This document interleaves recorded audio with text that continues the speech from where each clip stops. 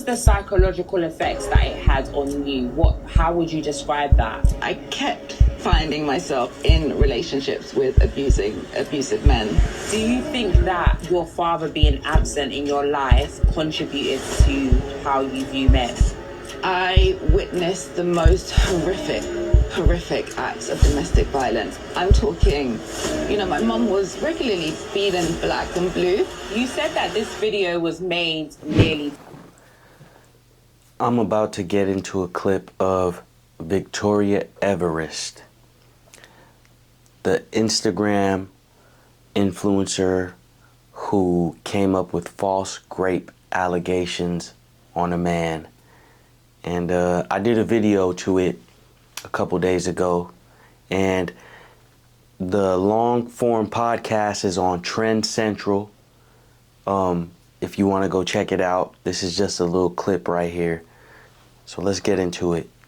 Let's talk about the video. As a result of that video being provided to the police, I was charged, caution, and I had to go on probation, so I have a criminal record. And are you saying that you wanted to get him back because of the abuse? I called the police 19 times because I was at fear of my life. What was the psychological effects that it had on you? How would you describe that? I kept finding myself in relationships with abusive men. Do you think that your father being absent in your life contributed to how you view men? I witnessed the most horrific acts of domestic violence. I'm talking, my mum was regularly beaten black and blue. You said that this video was made nearly 10 years ago. Yeah, I can't even believe somebody could hold on to a video that long. Why is it being released now? Jason paid Gucci to release the video. When did you decide that in order for me to get him back, because that's what you mentioned in the video, that you were going to make this false allegation? Like, when did that thought process land? Like, I felt at that point that the only person that could stop this man was me. It's very important to kind of think about the repercussions that a rape charge has. Did you think about that? Because now, like I said, if you want to go see the full interview, go on Trend Central. The video's up there. This Victoria Everest chick, she's a habitual liar. And majority of women are liars. I literally had a girl lie to me about 2 weeks ago within 30 minutes, and she didn't give a damn. She didn't care at all. Now, for this woman right here to accuse of a man of rape is just crazy. It's absurd. Trying to ruin a man's life because he manipulated her. And you'll see in the interview that she says that a friend had told her about him. So you were told about this man and you still indulged in sexual intercourse with him. What does that tell you about ladies? It tells you that they're easily manipulated, and if you do them wrong, they will go to the length of ruining your life, putting you in prison for life. She gets on this podcast and then she comes with the victim mentality. Women take no accountability in their actions at all. And mind you, this guy that she was dating, he was a quote-unquote thug. And what do they say? They say that nice guys finish last and that women always choose the Pookie and the Ray Ray. There's a clear example right there again. I don't know how much more clear do we need to be in this world. There's a plethora of videos of women talking about how they like the bad boy, how they don't like the nice guy. I even posted another video about a woman leaving a man saying that she left the nice guy. But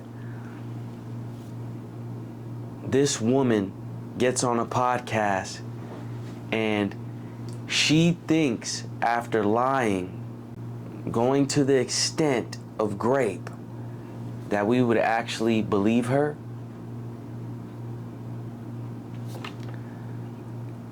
And you would think that the person interviewing her would hold her accountable.